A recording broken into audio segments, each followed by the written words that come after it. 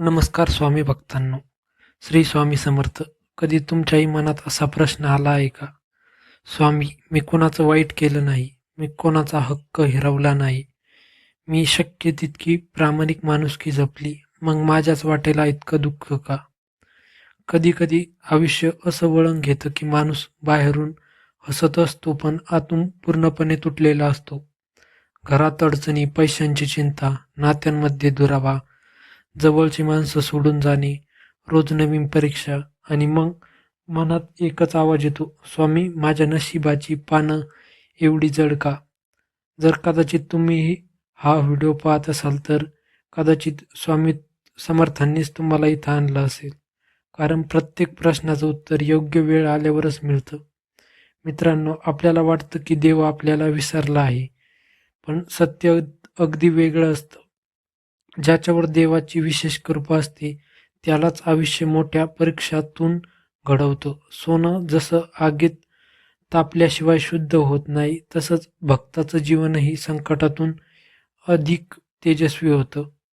आपण दुःखाला भिक्षा समजतो, पण अनेकदा ते आपल्या आयुष्यातील मोठ्या परिवर्तनाची सुरुवात असते. आज तुम्ही ज्या अश्रूमध्ये जगत आहात तेच उद्या तुमच्या आनंदाचे कारण बनू शकते. स्वामी समर्थ नेहमी सांगतात, भिवू नकोस, मी तुझ्या पाठीशी आहे. ही फक्त वाक्य नाही, ही प्रत्येक भक्तासाठी दिलेली खात्री आहे. पण एक गोष्ट लक्षात ठेवा, देव कधीच उशीर करत नाही. तो योग्य वेळेची वाट पाहत असतो. कधी कधी आपल्याला वाटतं, मी इतकी प्रार्थना केली, मी इतकी सेवा केली, तरी काहीच बदल नाही.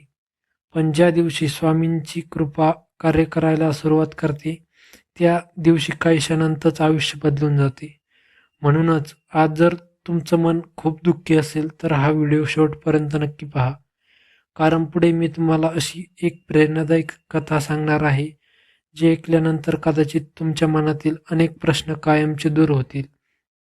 आणि शेवट आपण स्वामी समर्थांना एक मनापासून प्रार्थना करणार आहोत, जी अनेक भक्तांच्या जीवनात आशेच्या किरण ठरली आहे. म्हणून हा व्हिडिओ पूर्ण पहा आणि कमेंटमध्ये प्रेमाने एकदा लिहा, श्री स्वामी समर्थ. चला सुरू करूया एक त्या सत्यकथेपासून, जिथे एका सामान्य भक्ताच्या आयुष्यातील दुःख अखेर स्वामींच्या कृपेने आनंदात बदललं. स्वामी, माझं दुःख कधी संपणार? एका छोट्याशा गावात एक स्वामी भक्त राहत होता. त्याचं नाव आपण माधव असे धरू. माधव खूप साधा, प्रामाणिक आणि कष्टाळू होता. रोज सकाळी उठल्यावर तो सर्वप्रथम स्वामी समर्थांचा जप करायचा. घरातून बाहेर पडण्यापूर्वी नमस्कार करूनच कामाला जायचा. त्याच्या मनात एकच विश्वास होता, स्वामी माझ्यासोबत आहेत. पण आयुष्याने त्याची सतत परीक्षा घेतली. एक दिवस नोकरी गेली, दुसऱ्या दिवशी घरात आजारपण आलं. ज्यांच्यावर विश्वास ठेवला त्याच लोकांनी साथ सोडली. कर्ज वाढत गेलं, रात्री झोप उडाली आणि एक दिवस तो स्वामींच्या फोटोसमोर बसून रडू लागला. त्याच्या डोळ्यांतून अश्रू वाहत होते. थरथरणाऱ्या आवाजात तो म्हणाला, स्वामी, मी कोणाचं वाईट केलं नाही, मी तुमच्यावर विश्वास ठेवला, मग माझ्याच आयुष्यात इतकं दुःख का? माझ्या नशिबाची पानं एवढी जड का?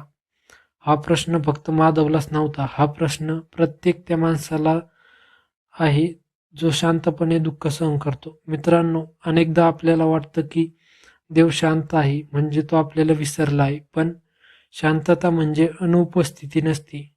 आई जशी आपल्या मुलाला चालायला शिकवताना पडू देते, तशीच परमेश्वराची कृपा कधी कधी आपल्याला मजबूत बनवण्यासाठी परीक्षा घेते. जर प्रत्येक इच्छा लगेच पूर्ण झाली तर श्रद्धेची किंमत उरली असती का? जर प्रत्येक संकट लगेच दूर झालं असतं तर संयम शिकायला मिळाला असता का? स्वामी समर्थ भक्ताला दुःख देण्यासाठी परीक्षा घेत नाहीत. ते भक्ताला इतकं सक्षम बनवतात की पुढे येणाऱ्या प्रत्येक संकटांवर तो हसत मात करू शकेल. माधवला त्या रात्री उत्तर मिळालं नाही, पण दुसऱ्या दिवशी त्याने एक निर्णय घेतला. उत्तर मिळो किंवा न मिळो, मी स्वामींचा हात कधी सोडणार नाही. आणि मित्रांनो, अनेक भक्तांच्या आयुष्यात बदल याच क्षणापासून सुरू होतो. कारण जेव्हा परिस्थितीवरचा विश्वास तुटतो, तेव्हा स्वामींवरचा विश्वास अधिक दृढ झाला पाहिजे. लक्षात ठेवा, वादळ कितीही मोठं असलं तरी ते कायमच राहत नाही. रात्र कितीही काळी असली तरी तिच्यानंतर पहाट नक्की होते. आणि ज्यांच्या आयुष्यात स्वामी समर्थ आहेत त्यांच्या जीवनात आशेचा सूर्य उगायलाच हवा. पुढील भागात आपण पाहू माधवच्या आयुष्यात असा कोणता प्रसंग घडला ज्याने त्याचा नशीब या शब्दाकडे पाहण्याचा दृष्टिकोनच बदलून टाकला. मित्रांनो, माधवने एक गोष्ट ठरवली होती, परिस्थिती बदलो किंवा न बदलो तो स्वामी समर्थांची सेवा सोडणार नव्हता. रोज पहाटे उठायचा, स्नान करून स्वामींच्या चरणी दिवा लावायचा, श्री स्वामी समर्थ हा मंत्र 108 वेळा जपायचा आणि शेवटी एकच प्रार्थना करायचा, स्वामी मला माझ्या मनासारखं आयुष्य देणं तुमच्या हातात आहे, पण ते नसलं तरी तुमच्यावरचा माझा विश्वास कधी कमी होऊ देऊ नका. दिवस गेले, आठवडे गेले, महिने गेले. बाहेरचं आयुष्य फारसं बदललं नव्हतं, पण एक गोष्ट नक्की बदलली होती. माधवचं मन बदलायला लागत होतं. पण पूर्वी छोट्याशा संकटांना खचणारा माधव आता शांत झाला होता. पूर्वी प्रत्येक गोष्टीची तक्रार करणारा माधव आता प्रत्येक दिवसाबद्दल कृतज्ञता राहू लागला. आणि मित्रांनो, अनेकदा चमत्कार परिस्थितीत नाही तर आपल्या मनात घडायला सुरुवात होते. एक दिवस माधव गावातील मंदिरात गेला.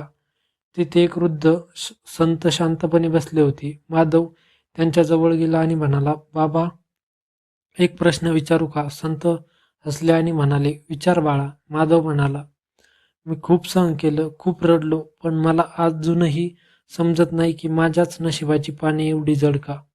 संत काही क्षण शांत राहिले. मग त्यांनी जमिनीवर पडलेलं एक छोटंसं बी उचललं.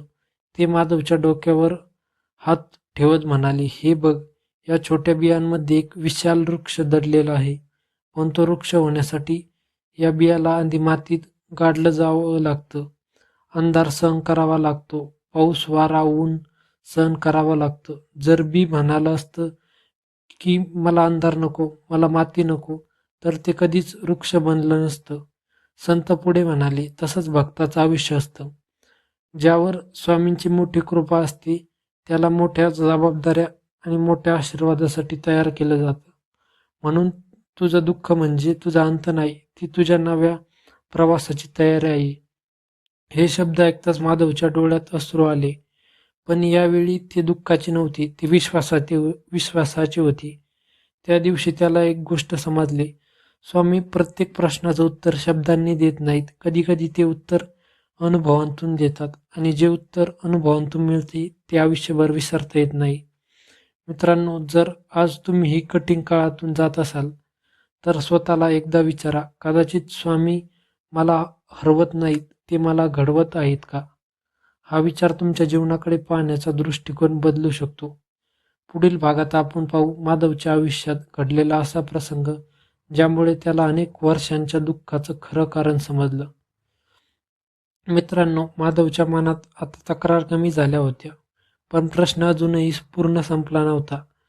तो रोज स्वामींच्या चरणी बसून फक्त एवढंच म्हणायचा, स्वामी, मला काही मागायचं नाही, फक्त मला तुमच्या इच्छेनुसार जगण्याची ताकद द्या. असा जप करत करत काही महिने गेले. एक सकाळ माधवला अचानक एका जुन्या मित्राचा फोन आला. तो मित्र म्हणाला, माधव, आमच्या कंपनीत एका प्रामाणिक माणसाची गरज आहे. तुझी आठवण झाली, उद्या मुलाखतीला ये. माधव गेला, मुलाखत झाली आणि त्याची निवड झाली. नोकरीत फक्त मिळाली नाही तर आधीपेक्षा चांगला पगार, चांगलं वातावरण, आणि मनाला समाधान देणारं काम मिळालं. घरी परतल्यावर त्याने सर्वात आधी स्वामींच्या फोटोसमोर डोकं टेकवलं. त्याच्या डोळ्यांत पुन्हा अश्रू आले, पण यावेळी त्याच्या ओठांवर एकच वाक्य होतं, स्वामी, मला वाटलं होतं तुम्ही मला विसरलात, पण तुम्ही तर माझ्यासाठी योग्य वेळ निवडत होतात. मित्रांनो, आपल्यालाही अनेकदा असंच वाटतं, प्रार्थना केली की लगेच उत्तर मिळालं पाहिजे, सेवा केली की लगेच फळ मिळालं पाहिजे. पण निसर्गाचा प्रत्येक नियम वेळेनुसार चालतो. बी पेरलं की दुसऱ्या दिवशी फळ लागत नाही. सूर्योदयही त्याच्या ठरलेल्या वेळेलाच होतो. मग स्वामींचा कृपाही त्यांच्या योग्य वेळेनुसारच प्रकट होते. कधी कधी उशीर हा नकार नसतो, तो अधिक चांगल्या गोष्टीची तयारी असते. तुमच्या आयुष्यात आज जे घडत आहे कदाचित त्यामागे असे कारण असेल जे आपण समजणार नाही, पण काही वर्षांनी मागे वळून पाहिल्यावर तुम्हीही म्हणाल, जे झालं ते माझ्या भल्यासाठीच झालं. म्हणून आज एक गोष्ट मनात कायमची कोरून ठेवा, दुःख कायम राहत नाही, अंधार कायम राहत नाही, परीक्षा कायम राहत नाही, पण एक श्रद्धा कायम ठेवली तर स्वामींची कृपा नक्की प्रकट होते. जर आज तुमच्याही मनात असा प्रश्न असेल, माझ्या नशिबाची पानं एवढी जड का? तर उत्तर कदाचित अजून मिळालं नसेल, पण याचा अर्थ असा नाही की उत्तर नाही. याचा अर्थ एवढाच, स्वामी अजून तुमची कथा पूर्ण लिहित आहेत. मित्रांनो, लक्षात ठेवा, देव कधीच अर्धवट सोडत नाही. तो शेवट सुंदर लिहितो. म्हणून हार मानू नका, श्रद्धा सोडू नका आणि स्वामींचा हात तर कधीच सोडू नका. कारण उत्तर मिळो किंवा ना मिळो, स्वामींचा आधार कधीच सोडायचा नसतो.